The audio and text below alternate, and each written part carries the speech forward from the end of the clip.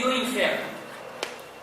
Russell, seu fundador dos TJ, aprendeu isto com os adventistas, de onde saiu para fundar o seu grupo. A Bíblia fala do inferno? Bem, o que a Bíblia ensina a respeito? É necessário fazer a leitura de Lucas, capítulo 16. Por favor, vamos fazer a leitura desse trecho, versículos 19 até 31. Eles sustentam que é uma parábola, né? Perfeitamente. E vamos apresentar dois argumentos que nós não encaramos isso como parábola. Um versículo cada um, por favor. Quem começa com o 19? Ora, havia certo homem rico que se vestia de púrpura e de linho. Muito bem. Quer repetir novamente? Ora, havia certo homem rico que se Isto, havia certo homem rico. As parábolas do Senhor Jesus Cristo geralmente começam com: o reino dos céus é semelhante a. Aqui não se fala de parábola. É um fato real. Havia, houve, existiu um homem rico. Continue. que se vestia de púrpura e de linho finíssimo, que todos os dias se regalava esplendidamente.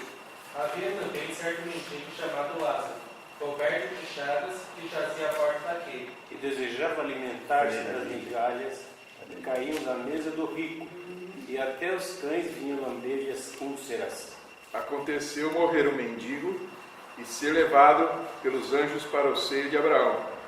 Morreu também o rico e foi sepultado. No inverno, estando em tormento, levantou os olhos e viu ao longe a Abraão e a Lázaro no seu seio. Então, clamando, disse: Pai Abraão, tem misericórdia de mim, e manda a Lázaro que molha em água a ponta do dedo e me refresca a língua, porque sou atormentado nesta chama. Disse, porém, Abraão: Filho, lembra-te de que recebeste os teus bens em tua vida, e Lázaro igualmente os males. Agora, porém, aqui ele está consolado, tu em tormento.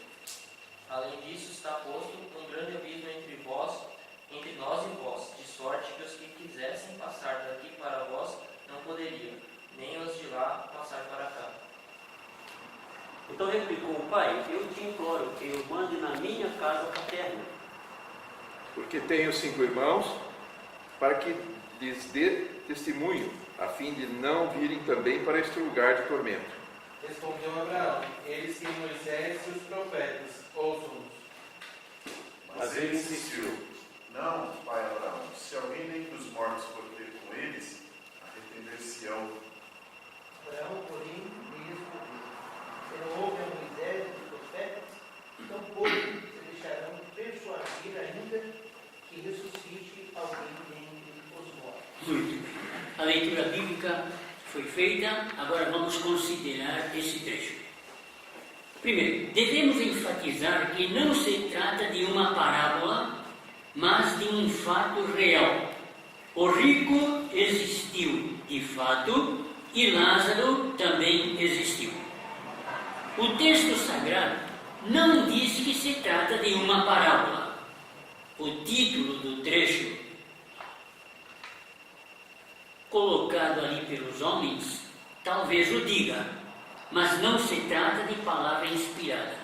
E a versão corrigida tem esse título, a parábola do rico e Lázaro. A versão atualizada não tem, porque não é parábola. Além do mais, em nenhuma parábola se faz referência ao nome da pessoa. Nas parábolas vemos um certo homem, um rei, certo? Não há menção de nome. Creio que são dois argumentos fortes para nós considerarmos esse trecho como real e não como parábola. Uma parábola tem a finalidade de esclarecer uma verdade ou doutrina.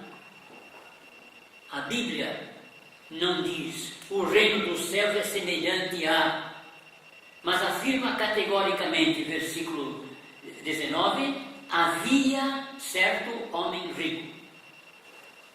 Agora aqui vamos repetir alguma coisa que já dissemos em relação ao sono da alma.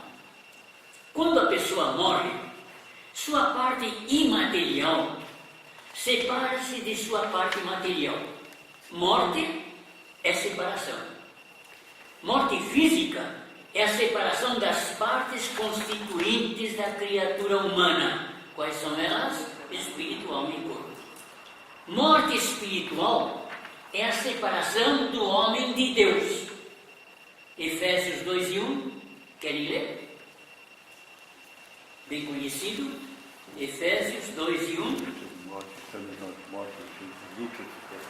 Ele vos deu vida, estando vós mortos nos vossos delitos e pecados. Muito bem. Estando vós mortos, morte espiritual, separados de Deus. Por causa do quê? Por causa do nosso pecado.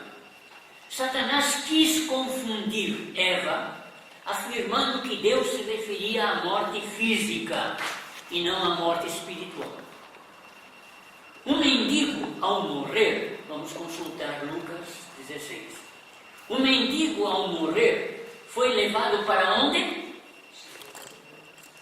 Para o seio de Abraão, versículo 22. Seio de Abraão, lugar de bênção e de privilégio para qualquer israelita. Qual seria o israelita que não gostaria de passar a eternidade junto com Abraão? Que privilégio! Agora, no original, versículo 23, no inferno, no original, é Hades. Na versão grega, é Hades. Versão hebraica, é Sheol. É um lugar temporário.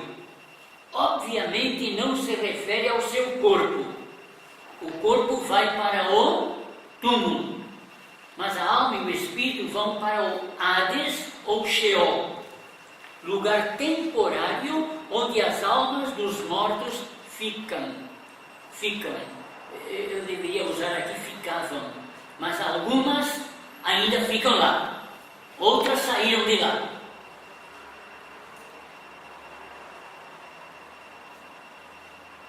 C. O rico foi sepultado, isto é, seu corpo, e sua parte imaterial foi parar no inferno. No original, é Hades ou Sheol, lugar temporário onde as almas dos mortos ficam, exatamente como aconteceu com o mendigo. No original é Hades ou Sheol, lugar temporário. Obviamente não se refere ao seu corpo, que, embora o texto não diga, foi sepultado. D. Deduzimos, pois, que neste lugar temporário havia dois compartimentos. Vejam bem, eu fiquei admirado uma vez, eu estava pregando numa reunião de obreiros e vários obreiros não sabiam disso, não sabiam. Eu não sei como é que o Sheol ou Hades é um lugar temporário onde as almas dos mortos ficam. E neste Sheol há dois lugares. Um chamado o seio de Abraão, lugar de bênção, de privilégio, e o outro, qual será o outro? O inferno. Lugar de tormento, de sofrimento. O seio de Abraão para os que viviam e morriam na esperança da vinda do Messias. E o inferno para os que viviam e morriam sem ligar para Deus. Ali no Hades, na região chamada inferno, a alma do rico estava em tormentos. Olhe para o versículo 23. Estando em tormentos. Olhe para o 24, no finzinho do versículo. Estou atormentado nessa chama. Olhem para o 25, no fim do versículo. Tu em tormentos. Olhem para o versículo 28, fim do versículo. Lugar de tormento. No meio do fogo ali existente. Olhem para o 24. Estou atormentado nesta chama. E chama fala de fogo. Então no inferno, no Hades, aquele compartimento chamado inferno, há fogo. E quem está lá, as almas que estão lá, estão sendo atormentadas. Trata-se de um fogo que queima, que atormenta, mas que não destrói, não extingue, não aniquila. Ali no Hades, na região chamada inferno, o rico não estava dormindo, não, mas bem acordado, por causa do sofrimento que estava enfrentando e por causa da lembrança de seus 5 irmãos. Olhem para o versículo 20, não é 23, 28, versículo 28. Sabendo da necessidade de seu arrependimento para a salvação. Versículo 30. Se alguém dentre os mortos for ter com eles, arrepender-se-ão. O rico, lá no inferno, estava meditando no que tinha feito e no que não tinha feito enquanto estava com vida. E sabia que os seus 5 irmãos, se não se arrependessem, sua alma iria fazer companhia para ele.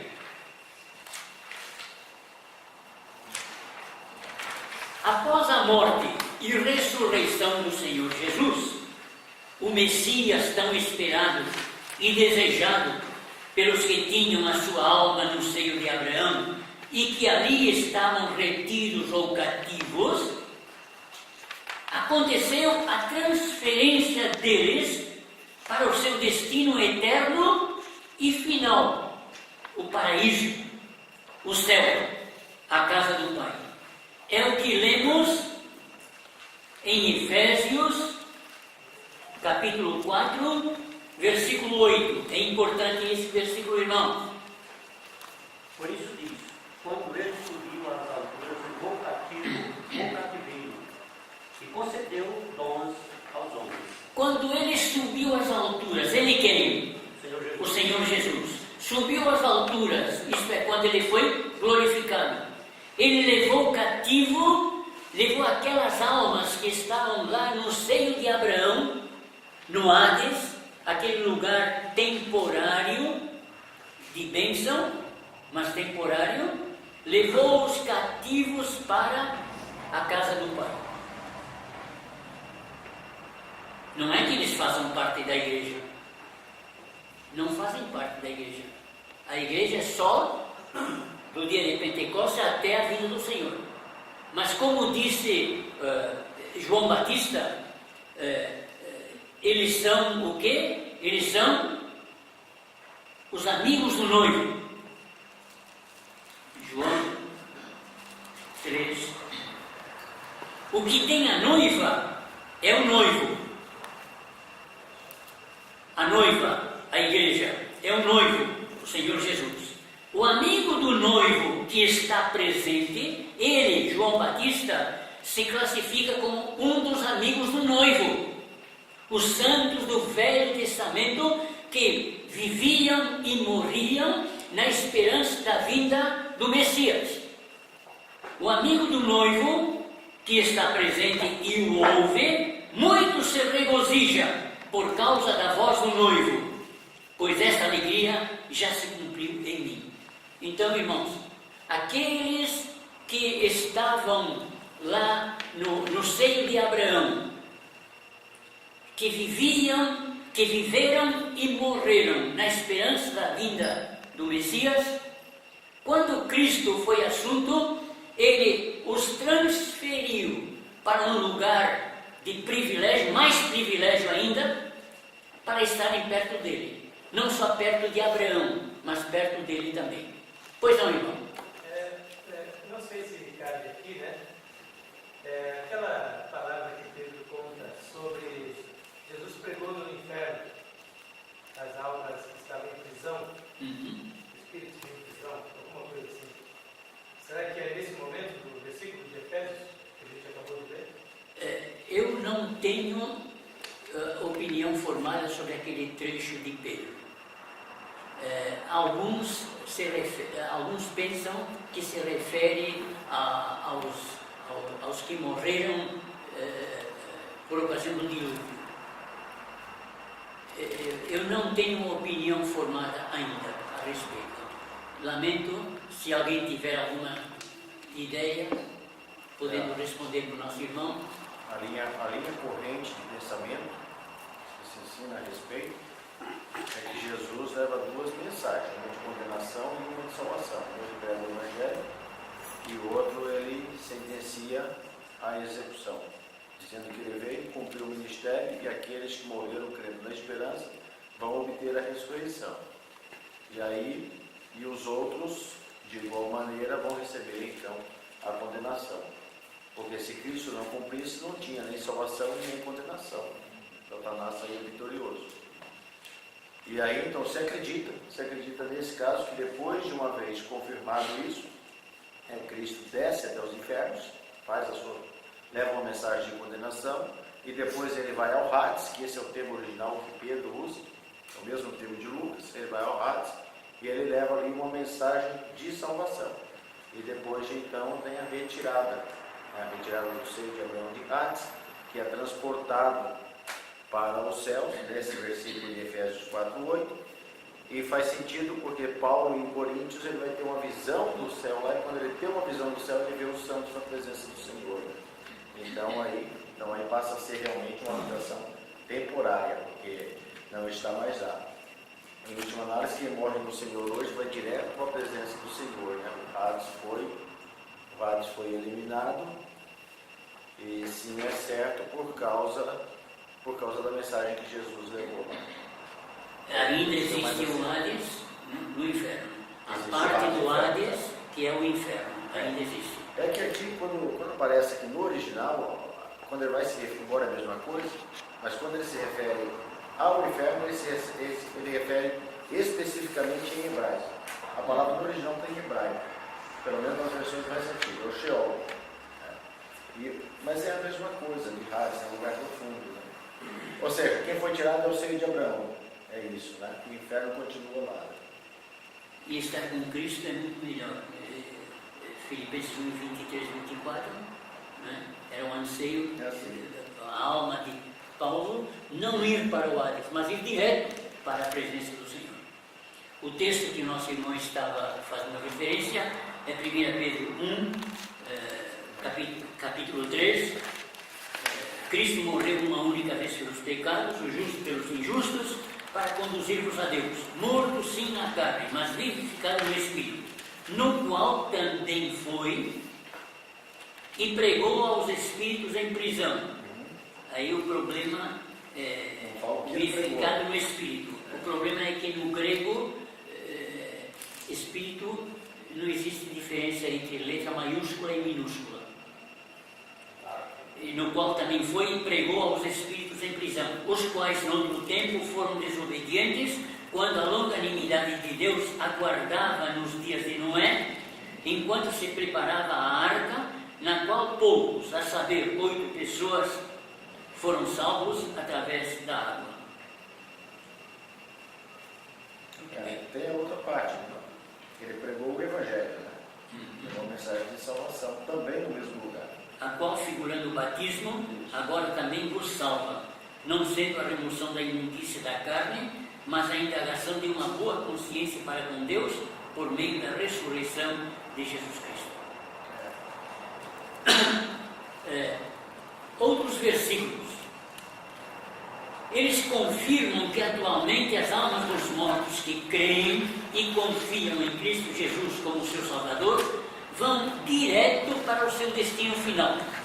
Vamos ver Lucas 23, é importante. Lucas 23, que eles se esforçam em dizer que a tradução está errada, que a vírgula está colocada em lugar errado. Lucas 23 e 43. Jesus me respondeu: em verdade te digo que hoje estará comigo no paraíso. E eles querem dizer que a tradução está errada e que deve ser em verdade te digo hoje, mas é claro que isso estou dizendo hoje. Eu não estou dizendo ontem, nem estou dizendo amanhã. Em verdade te digo que hoje estarás comigo no paraíso. É um absurdo o que eles querem fazer com este versículo. O Senhor Jesus prometeu que naquele mesmo dia estaria, a alma do ladrão estaria junto com ele no paraíso. Mas aí, se ele coloca, se ele muda a vírgula, ele coloca no futuro, é isso? Não, em verdade é isso. Estará dizendo, estou dizendo, hoje eu estou dizendo, esse livro. Hoje te digo que tu Eu não estarás. sei que original tem essa vírgula aí. Não tem. Aí é que está, né? Não tem. Eles criam a vírgula. Criam. Mas aqui não muda as coisas. Muda. Muda. Estou dizendo, hoje, eu estou dizendo que você estará. Então não é hoje que você estará. Você estará no futuro. Eu te digo hoje Exatamente. que você estará. Eles jogam a vírgula para dar ênfase a hoje como o que ele está dizendo, e não o acontecimento da ida. Mas eles são assim com os TJ também, né?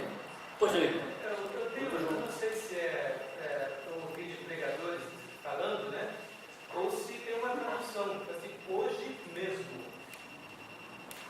Eu não me lembro agora, não posso afirmar. Não conheço. Mas eu tenho a impressão de que eu já ouvi, como já li, uma passagem que fala: hoje mesmo estarás comigo no paraíso. Eu o tenho. mesmo aí, esse termo, o mesmo, já tiraria qualquer dúvida. Mas faz sentido, porque Jesus desce para o paraíso para levar a mensagem. Não é? E eles têm um outro argumento também. Eles disseram que Jesus não subiu, só subiu da ascensão. Que ele disse lá da sepultura, eu ainda não subi. Então eles dizem que realmente ele não foi para lá. O JI, que veremos isso aí. Esse é o argumento também. Em 1944 que ele subiu. Exato. Não, mas João fala. Ele olha para as mulheres e fala: vocês vão para Jerusalém porque eu ainda não fui. Eu vou para o meu pai. Mas eles fizeram argumento para dizer que ninguém subiu ao céu ainda. Mas como é que ele levou o cativeiro? Pois é, mas eles... Ele diz: eu vou para o meu pai porque ainda não fui. E eu vos encontro lá. Ou seja, ele vai. Mas é futuro, não aconteceu. Mas aí... mas nunca aconteceu, porque é futuro. Perguntas interessantes em relação a este assunto. Se quando um homem morre, tudo acaba, o que é que volta para Deus? Eclesiastes 12 e 7. Se tudo acaba, o que é que volta para Deus? Fala que é o Espírito. O pó volte à terra como o era, e o Espírito volte a Deus que o deu. Então o Espírito não morreu. Então eles falam que o Espírito é parte divina. Deus soprou e tirou. E Deus Não é tira. parte humana. E quando a pessoa morre, Deus tira o Espírito sai. Aliás, eles situam a morte com o ato de Deus tirando o Espírito. Deus tira o Espírito, a pessoa morre. Se o homem morre e sua alma vai junto com o seu corpo para a sepultura, com quem o Senhor Jesus conversava no Monte da Transfiguração, visto que Moisés já havia morrido? Já fizemos referência a isso. Deuteronômio 34 fala da morte dele. Teria ressuscitado. Eles têm algumas exceções de ressurreição. Falo de Elias, falo de Moisés, falo de Enoque. Se a alma morre quando o corpo morre, que almas eram as que gritavam debaixo do altar de Deus? Já vimos isto, comentamos Apocalipse capítulo 6. A respeito do inferno, mais algum assunto? Mais alguma ideia? Eles são aniquilistas, né? Eles pregam a aniquilação, e então eles acham que não há eternidade de castigo, penas eternas. Que o castigo é quando fala que sofrem eternamente, que não é o castigo em si, é consequência do castigo. É como cria uma elucubração mental. É como os TJ. São duas religiões muito boas. Muito boas. Não falam de sofrimento futuro. Exatamente. Não é isso que todo mundo quer hoje? Eu acho que eu vou para lá. Eles argumentam que Deus, que é amor, não pode manter essa eternidade de castigo. Não é incompatível com a condição divina e com o projeto eterno. O projeto eterno é de felicidade, é de bênção, então o resto sumiu, acabou, tranquilo. Vamos verificar isso quando estivermos examinando Apocalipse 21. Os espíritos estão falando a mesma coisa. Não tem sofrimento. É por isso que essas religiões estão se desenvolvendo, estão crescendo tanto, estão ganhando tantos adeptos. É por isso. Mas o TJ é pior, né? Porque eles podem transformar de sangue. É pior, né? Não tem pior nem melhor, é tudo ruim. Um pouco pior. O outro se apega mais a palavra, né? O outro já tem outra vida. Agora, vamos para outra doutrina deles. Que foi quando tudo isto começou. O juízo investigativo.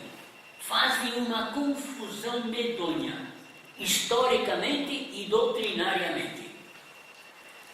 Segundo a interpretação de Daniel 8,14 de William Miller, já considerada na introdução, os adventistas sustentam que os 2.300 dias referem-se a 2.300 anos, e que foi no dia 22 de outubro de 1844 que Cristo entrou no santuário celeste, no Santo dos Santos.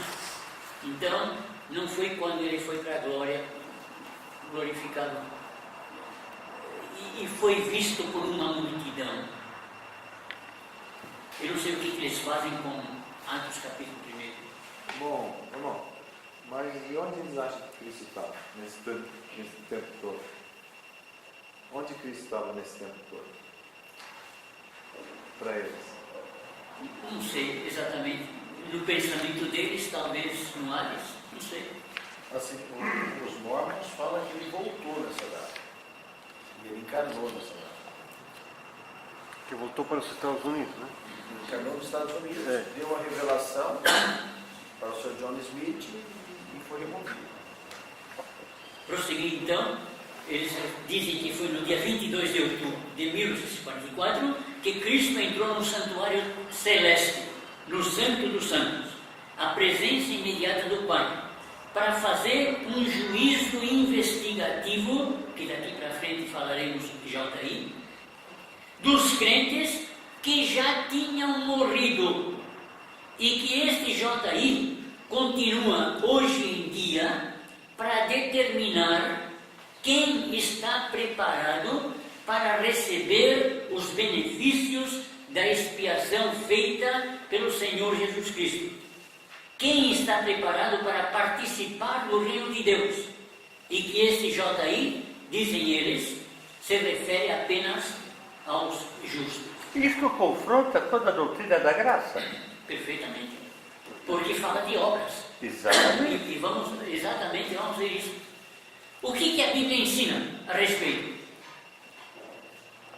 JI, antes da aceitação no céu, a entrada de Jesus Cristo no Santo dos Santos não foi em 1844, mas quando ele subiu ao céu. Vamos à nossa Bíblia, irmãos. Hebreus capítulo 6, um versículo fundamental. Hebreus capítulo 6, versículos 19 e 20. Quem vai ler, por favor, com todo carinho. O qual temos por âncora da alma, segura e firme, e que penetra além do véu, onde Jesus, como precursor, entrou por nós, tendo se tornado sumo sacerdote, para sempre, segundo a ordem de Melquisedeque. Ele entrou por nós. Quando? Quando foram escritas essas palavras? Hebreus, a carta aos Hebreus, quando foi escrita? Antes do ano 70. Porque Hebreus ainda fala do templo como se ele fosse uma realidade, e o templo foi destruído no ano 70, depois de Cristo. Então, não foi em 1844. Cristo entrou por nós, no Santo dos Santos, antes do ano 70, segundo este versículo. Capítulo 8, verso 1. O mais importante do que estamos tratando é que temos um sumo sacerdote como esse, o qual se assentou à direita do trono da majestade dos céus. Muito bem. Assentado na glória, no trono de majestade. Capítulo 9, versículo 12. Não por meio de sangue de bodes e bezerros, mas pelo seu próprio sangue, entrou no Santo dos Santos, uma vez por todas, tendo obtido eterna redenção. Santo dos Santos, a presença imediata de Deus, a presença imediata do Pai, entrou, tendo obtido para nós uma eterna redenção. Versículo 24. Porque Cristo não entrou em santuário feito por mãos, figura do verdadeiro, porém no mesmo céu, para comparecer agora por nós diante de Deus. Ele não entrou em santuário feito por mãos, não entrou num tabernáculo terreno, mas entrou no mesmo céu. Capítulo 10, versículos 19 e 20. Tem que pôr, irmãos, eles para entrar no Santo dos Santos, pelo sangue de Jesus, pelo novo e vivo caminho que nos consagrou pelo véu, isto é, pela sua carne. Já que ele entrou, ele abriu o caminho para a presença imediata com o Pai. Ele nos concede também esse privilégio. Ele concede. Tendo, irmãos, intrepidez para entrar no sangue, pelo novo e vivo caminho que ele nos consagrou. Então, ele abriu o caminho para nós entrarmos na presença do Pai. Apocalipse capítulo 3 e versículo 20 e 21. Eis que estou à porta e bato, se alguém ouvir a minha voz e abrir a porta, entrarei em sua casa, cearei com ele e ele comigo. Ao vencedor dar-lhe-ei a sentar-se comigo no meu trono, assim como também eu venci e me sentei com meu Pai no seu trono. Ora, ele está na presença do Pai, compartilhando do trono com o Pai. Quando a Bíblia foi escrita, quando o Novo Testamento foi escrito, ele já estava lá. No Testamento não. Quando essas cartas foram escritas, ele já estava lá, compartilhando da presença com o Pai. Ramon, Sim. posso fazer? Para me aprender, eu quero entender. Quando o Senhor Jesus, ele morre, no terceiro dia ressuscita, conversa com a Maria Madalena, depois ele fala que ia ser glorificado, ele sobe para ser glorificado, depois ele aparece por 40 dias junto com os discípulos, dando testemunho, e depois ele definitivamente sobe. Esse é o caminho, esse é o pensamento? Perfeitamente. Tá. Mas vamos, o véu do santuário é rasgado na cruz. Né? Sim. Certo? Quando ele morreu, o véu foi rasgado. Não, ele rasga o véu e deixa o caminho aberto. Né? E ele entra no Santo dos Santos, após ele tem que entrar, rasgar o véu, entrar e deixar a porta aberta. Então, aí a pergunta que a gente faz é o seguinte: eles têm outra versão da Escritura, no sistema de Jeová? Ou eles usam a Escritura original como a gente usa? Não, eles usam a mesma. A mesma? A mesma, com algumas modificações em alguns versículos que Mas interessam. basicamente não tem a sua própria Não, versão, não não. tem, não. Porque chega a ser Não, é ridículo. As doutrinas, vocês vão ver, o bode expiatório é coisa ridícula, é desfazer do nosso Senhor. O sacrifício do Senhor Jesus Cristo não foi suficiente para a nossa redenção. Satanás vai completar. Já pensaram? Satanás vai completar a nossa redenção? As interpretações dele são fabulosas. Bem, Deus não faz primeiro uma investigação e depois uma expiação por aqueles que na investigação ele considerou dignos. Ele faz primeiro a expiação a favor dos indignos, que somos todos nós. E a partir daquele momento, todo indigno que se arrepende de seus pecados e crê no Senhor Jesus Cristo como seu Salvador, recebe os benefícios da expiação de Cristo. Vejam bem, vamos ver aí no item C. A Bíblia fala de tantos que já estão no céu, já foram no céu. Abel, Hebreus 11:4, Enoque, 11:5, Noé, 11:7, Abraão, Isaac e Jacó, 11:16, Paulo, 2 Timóteo 4, os outros apóstolos, Apocalipse 21:14. Essas pessoas já estavam na glória. Será que foi em 1844 que o Senhor Jesus Cristo entrou na glória para fazer um juízo investigativo para ver se de fato eles mereciam a salvação? Eles já estavam gozando da salvação, já estavam gozando da presença imediata do Senhor. Que necessidade haveria de um juízo investigativo? Irmãos, essas pessoas já estão na glória. É absurdo pensar que Deus tem que investigar a vida de quem já compartilha da glória divina. D. Somos purificados pelo sangue do Senhor no momento da nossa fé nele. Não é isso? 1 João 1:7. Somos purificados.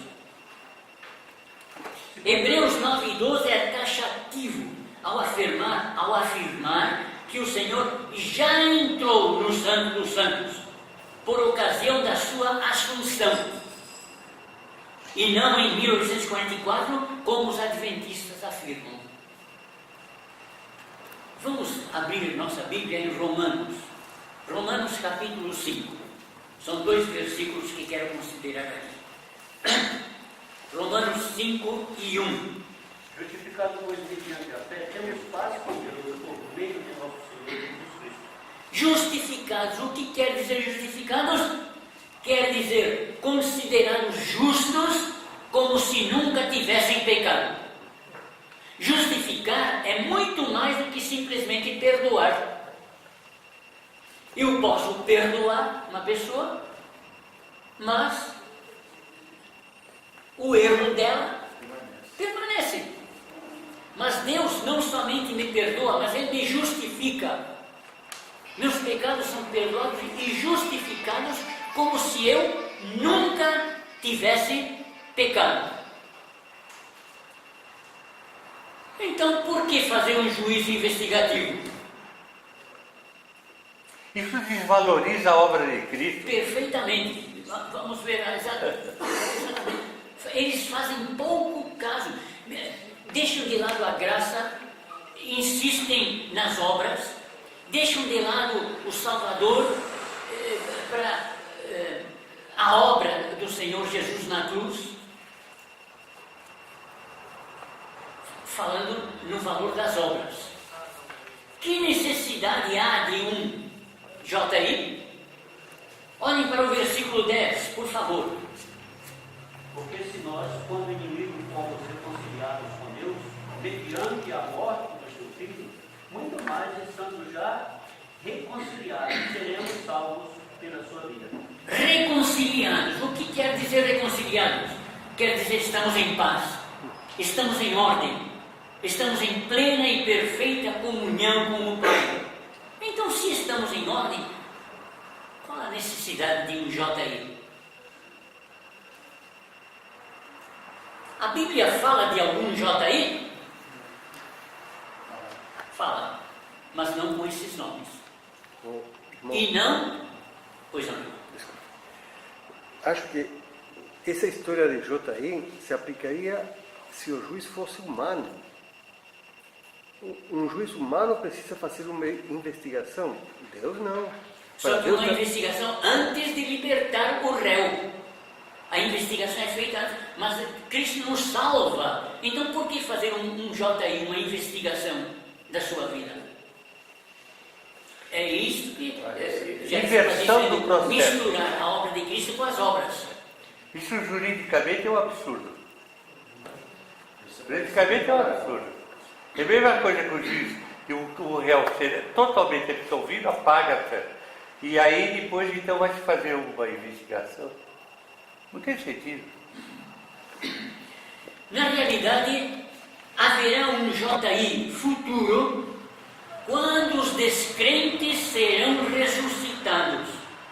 E perante o trono branco, eles serão julgados conforme todas as suas obras registradas nos livros.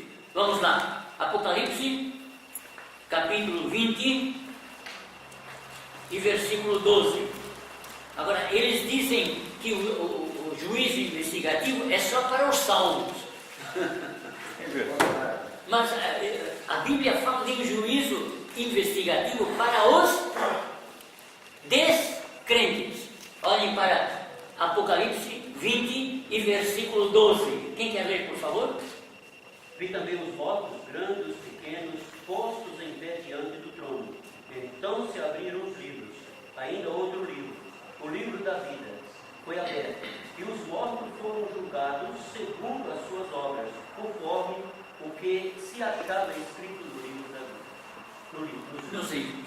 Então, um juízo investigativo. Joãozinho, vem cá. O seu nome não está no livro da vida, mas todos os seus feitos estão aqui registrados neste livro. Olha o que você fez, olha. E em função de tudo que a pessoa fez, principalmente de não ter aceito Jesus Cristo como seu Salvador, por causa disto, vai ser condenado.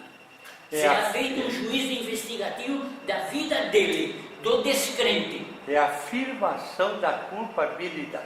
Perfeitamente. Continuando. Refere-se aos que morrem sem Cristo. Eles ressuscitarão. É a ressurreição do juízo de João 5,29. O Senhor Jesus falou que 2 tipos de ressurreição. Ressurreição para a vida e ressurreição para o juízo. Eles serão ressuscitados para serem julgados. O crente no Senhor Jesus Cristo não. Já foi justificado. E um dia será ressurreto. Para serem julgados. Suas almas sairão do inferno, condenação temporária, para serem lançadas no lago de fogo, condenação eterna. Se a vida eterna é eterna em sua duração futura, a condenação também será eterna em sua duração. E não será para os cristãos, mas será para todos quantos, através dos séculos, rejeitaram Cristo e o seu Evangelho. A condenação será certa e todos serão lançados no lago de fogo, seu destino eterno. A Bíblia não chama este juízo de investigativo, chamam de o juízo do grande trono branco.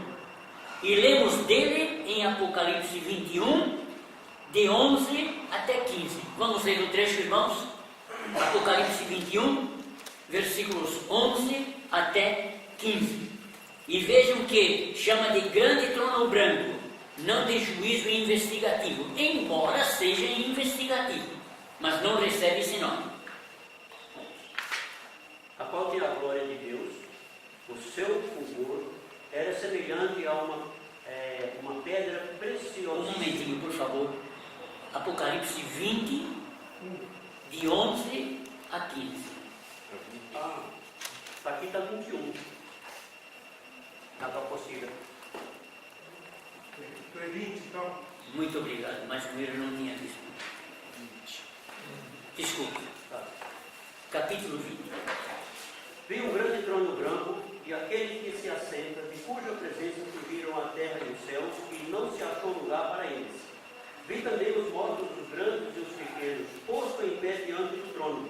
Então se abriram livros, ainda outro livro, o livro da vida foi aberto, e os mortos foram julgados segundo as suas obras, conforme o que se achava escrito no livro. Deu o mar os mortos o que nele estavam, e a morte e o além entregaram aos mortos que nele havia, e foram julgados um por um segundo as suas obras. Então a morte e o inferno foram lançados para dentro do lago de fogo. Esta é a segunda morte, o lago de fogo. E se alguém não foi achado escrito no livro da vida, esse foi lançado para dentro do lago de fogo. Muito bem. Então esse juízo do grande trono branco ainda não aconteceu. Ele não começou em 1844. Ninguém sabe quando será, mas acontecerá depois do arrebatamento da igreja, depois da tribulação e depois do milênio. Agora, cuidado, agora temos um juízo, um JI investigativo, juízo investigativo para os crentes, que também não recebe esse nome na Bíblia. Haverá outro JI e será para os cristãos. Após a sua morte, os crentes comparecem perante o tribunal de Cristo. Todos são salvos, mas agora vão receber o prêmio que merecem por seu trabalho para o Senhor. Todos salvos, insistimos, mas o Senhor deseja premiar os que tiverem feito o bem por meio do corpo e deixar de premiar os que tiverem feito o mal. Lemos desta premiação? Vamos lá, irmãos. Segunda carta aos Coríntios, capítulo 5 e versículo 10. Segunda aos Coríntios 5 e 10, por favor. Porque importa que todos nós compareçamos perante o tribunal de Cristo, para que cada um receba segundo o bem ou o mal que tiver feito por meio do corpo. Não se trata de um tribunal para acusar. Não se trata de um tribunal para condenar. Mas trata-se de um tribunal para premiar. E, aliás, no grego a palavra é diferente. Não é tribunal, é bema. Uma palavra grega, bema, aqui traduzida por tribunal, mas é diferente do tribunal de julgamento. É o trono. E a palavra no original é diferente. Todos os crentes, no dia do tribunal de Cristo, vamos comparecer perante Ele para receber o prêmio que o Senhor achar por bem nos dar. Irmãos, todos salvos. Não tem nada a ver com a salvação. Tem a ver com premiação.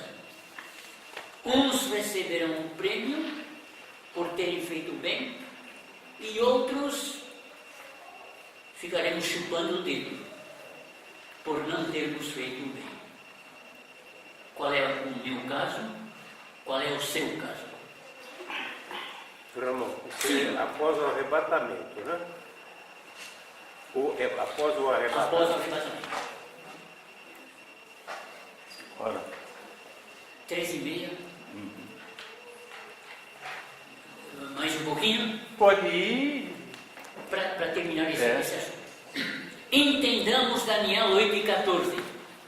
Tudo começou com esse esse trecho, 8, 12 a 14. Historicamente, tem a seguinte interpretação e explicação.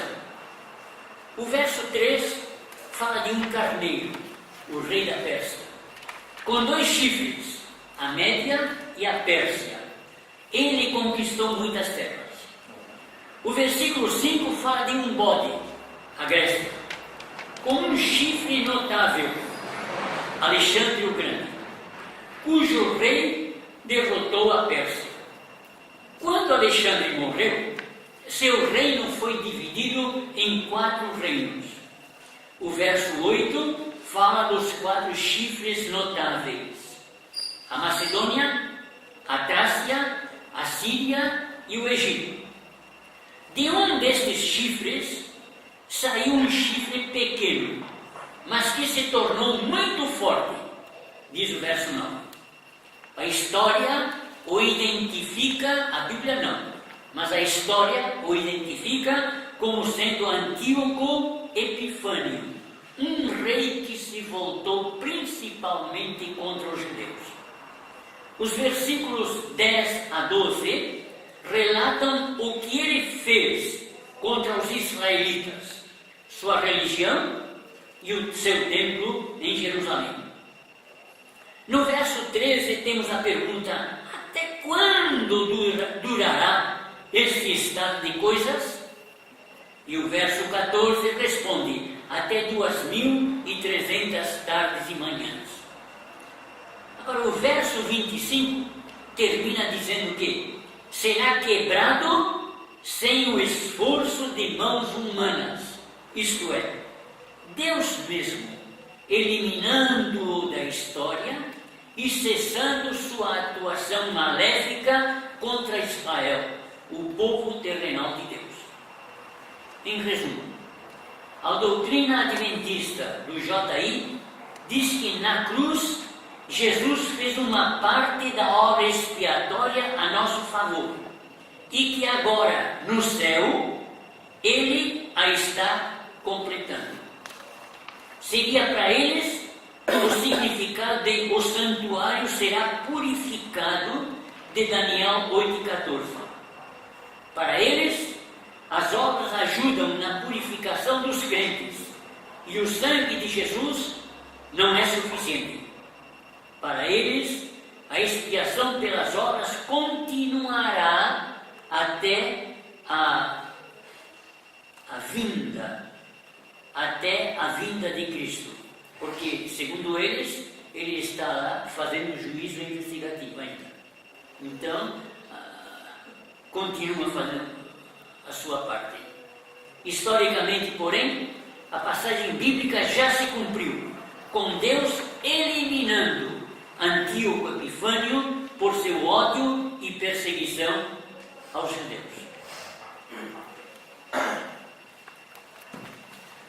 Sobre JI, algum pensamento? Eu acho que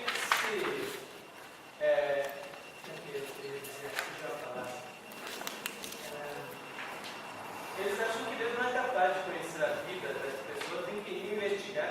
Investiga quem não sabe dos fatos da verdade, né? Isso é certo. Se ele já nos justificou, Temos para vai investigar o quê? Depois que o juiz determina a sentença, não tem mais investigação. Anula-se a condenação. Isso é jurídico. E para Deus não tem investigação, está tudo aberto, é tudo presente. Ele não precisa estar. É o que em direito se fala de coisa julgada. Né? Não se pode nunca voltar a fazer um processo sobre coisa já julgada. Foi julgada, acabou, morreu, enterrou. Transitado em julgado. Querem esticar as pernas?